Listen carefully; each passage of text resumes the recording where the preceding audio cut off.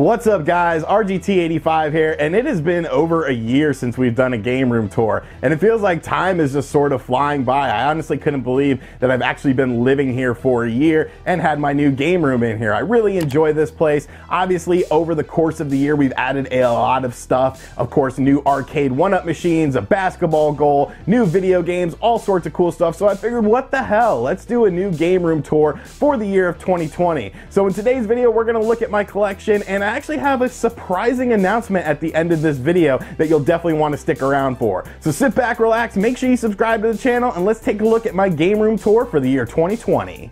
Alright, so to kick things off, we're going to look at the arcade one-up cabinets. Obviously, I have become a big collector of these. The Street Fighter II cabinet was the first one that I ended up buying, and then it quickly became an addiction because, you know, I didn't really go to many arcades when I was a kid. There wasn't any arcade sort of down the street from me or anything like that. So I really sort of gravitated towards these systems because if you would have told me when I was a kid that I was going to have a Ninja Turtles arcade cabinet, a Mortal Kombat cabinet, and a Street Fighter cabinet in my house, I'd have been like, yo, what are you smoking? But now it has become a reality thanks to these things. You can definitely see though, I am running out of room very quickly for these, and there are some new ones coming out that I definitely want to get. Things like the Star Wars one, I'm kind of interested in it if I could find it on sale. And of course, NBA Jam. NBA Jam is an absolute necessity, and I really don't have the room for these right now, so it's going to be interesting. I will figure it out because where there is a will, there is a way, and I will definitely have a way to figure it out.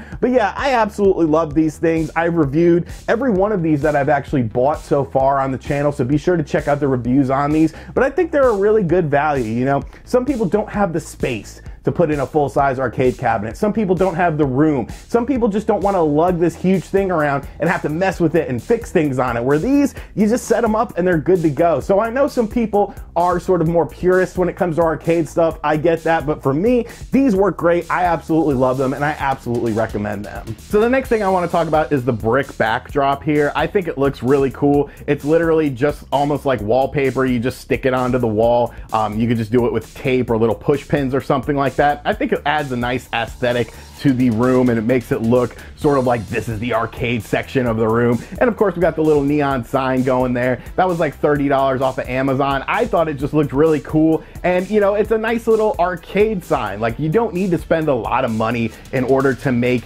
you know, something look really cool. I think, you know, the paper tape stuff, the wallpaper stuff costs like $10, you know, for a roll of it, and you get plenty in it. So I definitely like the aesthetic of it. It definitely looks like an arcade, you know, and it's just like all we need is some pizza and some drinks to make it like an arcade, and I always got slices on hand, so we're good. Like, I love this little arcade section. It's definitely a very little nice slice of heaven and a nice slice of pizza.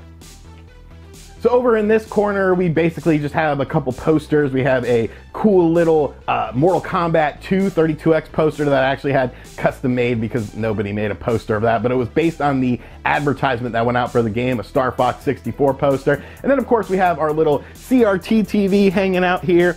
It is a pain in the ass to drag that out to play games, like, I'm not going to lie, because it is obviously very heavy, but just because of the schematics of the room, it's pretty much the only place that I can put it. I don't mind, you know, having to pull it out from time to time to play stuff on it, but ideally I would like a bigger game room at some point in time so that I could, you know, just have these televisions side by side, but it gets the job done. And then of course we have the modern television here. This is a TCL television. It is a 48-inch, I believe. I bought it for like $280, but it definitely gets the job done. I really like this television. It's a smart TV so that I can actually download something. I have Xfinity internet and cable. There's an app on Xfinity where you could download a cable app onto your television so that you could stream it from your cable box in the other room, which I think is really cool if I just want to sit back in here and watch a movie or something like that. I do have the RetroTink set up right now with the Sega CD-X, playing a little bit of Terminator on Sega CD. I absolutely love this game. I think it is such a great game that not enough people ever talk about. It of course was exclusive to the Sega CD, so not a lot of people got a chance to play it. And you can also see that we have the play button there for the 100,000 subscribers, which is a mark that I thought I would never hit. And now, of course, we're almost at, we're at 277,000 subscribers, nearing 300,000. So it's been an absolutely amazing journey. It's all because of you guys supporting the channel. So thank you guys so much for that. That's something I'll always cherish and something that's always going to be a very fond memory for me. So next up, we got to talk about the basketball hoop, of course, because what kind of arcade doesn't have a basketball goal in it? And it's just like, I love basketball. I love the NBA. It is the sport that I enjoy the most. So I wanted to put a basketball goal in here. I really wanted like the two, the double one, but I'm glad I got the single one because it definitely fits great. And, I really enjoy this thing. It's not ideal because of how it blocks some of the NES games, which we'll talk about in a minute. So it is kind of a pain in the ass to get to those cartridges, but I absolutely love this thing. I really like that you can fold it up as well because it makes it very easy and it saves a lot of space in the game room. So that was essentially key for me. That was one of the selling points of it, how easy it was to just fold it up and then I get a good chunk of my room back. But I just love coming in here and playing for like a half hour trying to beat my high scores. It talks to you, it plays little music and stuff. It's just an absolutely fun thing and it's something that I really enjoy and it just makes the game room really sort of stand out in my opinion. But what's a game room tour without actual video games? And yes, I have a lot of video games. And yes, as you can see, it starts off with the NES stuff there, and it is a pain in the ass to get to those cartridges, but to keep it real with you guys, I really don't collect NES stuff anymore. I pretty much have all the NES games I want, and I actually have more than what I want when it comes to the collection. I was never going for a full NES set. I would just buy like bulk lots from local people who would have like 50 or 60 games who wanted like $100 for them, keep the games I wanted, and then sell off the trade fodder or the games that I had duplicates of. So I haven't bought a new NES game in over a year, and I really don't see myself buying any sort of NES stuff anytime soon. Now I did alphabetize all of the NES, Super NES, and N64 games. I planned on alphabetizing everything, but honestly, I got very frustrated because it is a pain in the ass to do something like that. My shelves are obviously very, very full. So it was just something that ended up becoming more of a headache than I really wanted it to be. And plus, it's so easy to play NES games on things like the Nintendo Switch Online service or just through all the emulation devices that we have. I do love, playing my cartridges from time to time, but it's just a system that I've sort of moved on from the collecting phase of. It's just something that doesn't interest me quite as much. When it comes to Super Nintendo, I'm still out there looking for certain games, but once again, my Super Nintendo collection, I feel like it's good enough. I really wasn't a Super Nintendo kid growing up. I was a Sega Genesis kid, so I always prefer getting Genesis stuff over Super Nintendo stuff because I don't have any sort of nostalgia for it. Now you can see here on the N64 cartridges, I actually found those end labels that Mza T, who was a fellow YouTuber, had sent me like 2 years ago, right before I moved, and then I moved again, and then I moved again, and so they kind of got lost in a bunch of boxes. But when I was looking for a copy of Luigi's Mansion, which I could not find the disc, I found those end labels. So I went ahead and put those on my N64 games. It definitely makes it a hell of a lot easier to find these games, which I think is a great thing. And then we have my GameCube stuff. Once again, a collection that I'm pretty satisfied with. There's a couple games out there that I would like to get my hands on, like Resident Evil 2 and 3 that released on the GameCube. Even though they didn't do any sort of enhancements to it, I would just like to have those because, I don't know, I like those old Resident Evil games. Then we have a bunch of Wii games, a lot of crap in there, but there's some good stuff in there as well. There's of course Wii U games, and of course my Nintendo Switch collection, which is the primary system that I'm definitely collecting for last year and this year as well. I actually did a full video on my physical Nintendo Switch collection, so make sure you guys go check that out to see all the games I own. I've actually bought more games since then. I actually found more games since then that I forgot that I had miscategorized, so definitely some cool stuff in there. But it's just like my NES stuff, my Super Nintendo stuff hasn't really grown, and I haven't really gotten many cool things for it, so it's not really worth talking about. But some other systems I do want to highlight some games for, and I have a big surprise for you guys. We got a table. Oh yes, you heard me right. We have a table now, so we no longer have to put games on the stupid black chair that I have. We now have a nice table, which makes things much, much easier to display for you guys. We are upgrading around these parts, so yes, welcome to the table. The table is the new part of the family, and maybe one day I'll get really mad and like do a wrestling bump through it for you guys. Who knows? Who knows? So as most collections are, you end up collecting other crap that's also assimilated with video games. I don't like throwing away video game related things, so on the top shelf here, there's a couple things I just want to highlight. This is actually very, very cool. My buddy Ryan over at Castlemania Games, who is a good friend of mine that I've known for a long time, actually had this very high quality repro of Surgical Strike for the Sega CD 32X, and he was like, do you want it? And I was like, please, and he sent it over to me. So this is absolutely awesome. You know, I'm super stoked to have this in the collection. You know, not the greatest game in the world, it's an FMV game, but still it's something that I needed because obviously I was doing a book on the 32X, so it's great to have this in the collection. You can also see we have some other crap here. We have some the Nintendo Switch Lite box, which I really don't play my Switch Lite as much as I thought I would. I just seem to play my standard Switch. Some cool stuff here, some custom artwork done for RGT 85, the video game. I need to get some more copies of that made up. They sell really well at conventions. It's just an NES hack of Time Attack that released for the Famicom that John Riggs did. Really cool little fun game, but yeah, definitely just, you know, more collection of stuff, more stuff to have because you gotta have stuff. All right, so moving right along, we have my small collection of boxed Game Boy games. Really, the only stuff I cared about was the classic NES series games that released. I thought I had a full collection of these. I thought there was only 10 of these, but there was actually 12. So I ended up picking up the other 2. So now I do have a full collection of these. This is an actual one that I bought from the GameStop that I worked at back in like 2005 or 2006, I guess it was. So this is the actual one that is still sealed that I bought from the GameStop. I paid the $20 for it. I think this $10 is from a different game that I got this case from. But yeah, really cool little collection of games here. It goes great with the NES stuff, the NES style Game Boy Advance as well. We have a bunch of DS games. I really enjoyed the Nintendo DS. I think it's a really good system. One game I just want to highlight very quickly is Resident Evil Deadly Silence.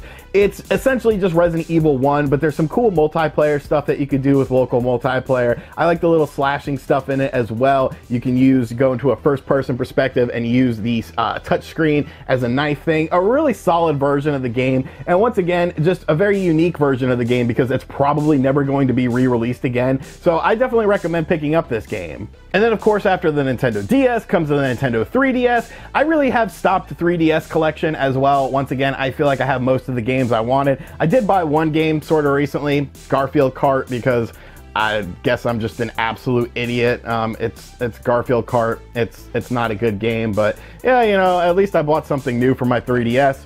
Moving right along, we have Master System stuff. Now, the Master System is a system that I am actively collecting for. I recently picked up Aladdin on the Master System, and it was complete as well. A lot of the Master System games for the really cool stuff that you have to buy them from Europe or Great Britain or something like that, because a lot of the games didn't come out stateside because Nintendo had a stronghold on third-party licensing. So a lot of these games were just PAL exclusive games, but I definitely recommend checking out a lot of PAL exclusive sort of stuff for the Master System because there's so much good stuff. Yes, essentially they are just Game Gear versions of the game, but the added size of the screen really makes these games great. I love collecting for the Master System. Like I said, it's definitely a system I'm actively collecting for. And then of course, moving right along, we have the Sega Genesis as well. Once again, another system that I'm actively collecting for. I love playing Sega Genesis stuff because it just brings me back to a time of being a kid. The Sega Genesis was my first brand new to me console. It was, you know, I was old enough to understand and play and beat these games and get things like cheat codes and stuff like that. So I just have so much nostalgia for the system. Before we get into the next shelf of games, of course, we have stuff on top of the shelf because I like to stack things up here. Of course, the highlight of this shelf has to be the complete Sega 32X guide. This was just a passion project. I didn't write this book to become rich. I wrote this book because I wanted to write a book on the Sega 32X. Like, that was literally the only reason I decided to do it. But the feedback on it has been great. You know, it's selling decently enough that, you know, I've recouped all the money that I put into it pretty much on the first few days of sales. So absolutely awesome to see the feedback. If you guys are interested, you can get this book available on Amazon. I'll have a link in the description box down below. It's commonly on sale for like $17 and change. The retail price on it is $20. So yeah, you know, right on top of the 32X box, we have the Sega Genesis Mini here, the Tower of Power as well, which is something really cool. You know, it was awesome for Sega to send that over to me when they sent over the Genesis Mini. I was absolutely blown away by that. Just super cool stuff. And then of course we got more games to talk about.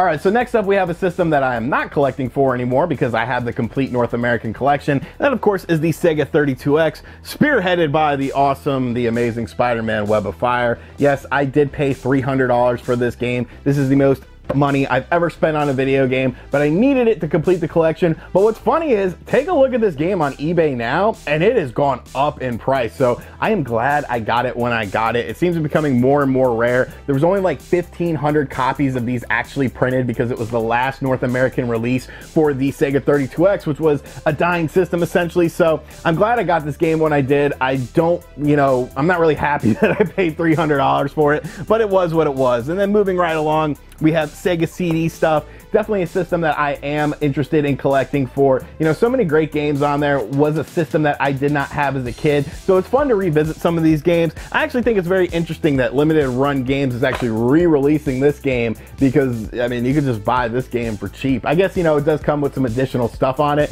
but I mean, just buy the original, And then of course we have the Sega Saturn stuff, a very hard system to collect for just because of how expensive everything has been becoming for it. But I've definitely gotten very lucky in some of my collecting stuff. Games like Virtua Fighter Remix, I actually bought this off of Lukey Games, and they sent me the long box, which is worth a hell of a lot more money than the standard version of the game. Of course, the amazing Milton, a man that I will love until I die, sent me Panzer Dragoon Saga, which is the craziest thing in the absolute world. I will be forever indebted to Milton. I've met him at a couple different cons, a super nice guy, just absolutely blown away by his generosity. If I have to sell every video game in my collection to stay afloat, this is the one game that will definitely stay in my collection, along with Dragon Force, which he also sent me. I love collecting for the Sega Saturn. It was a system that I had a pretty sizable collection for as a kid, but I actually lended it to a friend, and that friend never gave it back. So I bought a lot of my Sega Saturn stuff when I was a kid because it was on clearance. So collecting for it in 2020 is definitely very hard. And then down here we have, of course, the Dreamcast games. I love collecting for the Dreamcast. PlayStation 1 stuff. I would like to collect some more PlayStation 1 stuff, especially the long boxes. I think those are really cool. PS2 stuff, I have way too much crap in this collection of PS2 stuff. Once again, much like NES stuff, I was buying bulk lots of PS2 games, and of course there were so many crappy PS2 games. I'd really sort of like to slim that down a bit. And then on the floor here, we have games that I haven't categorized yet because I am pretty much out of room, which is just absolutely maddening to me. Just things that I've gotten, things that I've purchased, things that I've gotten in boxes of Retro Game Treasure. So another shelf means more crap on top of the shelf, but there's a couple things I want to highlight for you guys. I really like these Toe Jam and Earl figures. These were part of a press kit that they sent out to several people. Whenever I see press kits going out to people and people getting them, I will just hit up the company if they don't send me one and just ask for one. I mean, the worst thing they're going to say is no, and it's not like it really matters at the end of the day. But I really enjoyed this game, and I loved it on the Sega Genesis, even though I really didn't have any freaking idea what was going on. So it's definitely cool to get these little toys from Toe Jam and Earl. You can see there's the Rap Master Rocket as well. And then one other thing I want to highlight is this Friday the 13th toy. So I bought this off of eBay, and the NECA figures end up going for a lot more after they were released. And the thing was that it did not play sound when you opened it. So I was like, okay, whatever. It was discounted because of that. It was actually pretty cheap. I want to say it was like 20 or 25 bucks because it didn't play sound when you opened it. But let's open it. I mean, it sounds like it's playing sound to me. So I don't know, it was really weird how they had it just saying that it didn't play the NES music when you opened it, but obviously it does. So, I caught you slipping, I guess. I guess that's the common word that the kids use nowadays. And then finally, we have kind of the afterthoughts of the collection, I guess. I don't know, systems that I'm not really super into collecting for because I just don't do it really. Some more PlayStation 2 crap. Some PlayStation 3, I have the games that I really want for the PlayStation 3, games like Skate, Metal Gear Solid 4, the exclusive games for the PlayStation 3 that I want to play, I have. A very slim selection of PS4 stuff. I really just buy PS4 exclusives. Sometimes I'll get the deals, the digital deals that are on sale as well. Then we have some PSP stuff, which is kind of funny because I only have a PSP Go, one PS Vita game, and I don't even own a PS Vita, so, it just looks cool. Then we have some original Xbox stuff. Once again, I have a lot of the games that I want. For some reason, there's a pocket knife here. I guess if somebody tries to come in here and I am in here, I can just stab them with this pocket knife. So we'll just leave that there. very slim selection of Xbox 360 stuff. And then of course we have the TurboGrafx 16 or the PC Engine stuff. I actually don't think I own any actual TurboGrafx games. I think they're all PC Engine stuff. Then we have some Atari stuff. One game that I do want to highlight, I have a very slim selection of Jaguar games, but I have the ones that I really want, including Alien vs. Predator. This is by far the best Jaguar exclusive game. Absolutely phenomenal game. Really sort of showcased the power of the Jaguar when people said, you know, it was essentially a weak system. So I really enjoy this game. And then just some homebrew stuff in there. Some homebrew games, some ROM hacks, stuff like that, some stuff from Pico Interactive, just some basic games that are kind of cool stuff, you know, varying in quality, but I do like a lot of those things there. Then we have some random books down here too, and then that's pretty much all of the games I have. But yeah, that is my game room tour for 2020, so I hope you guys enjoyed it, but like I said at the start of the video, I do have somewhat of a surprise announcement, and I'm gonna go ahead and make that announcement now.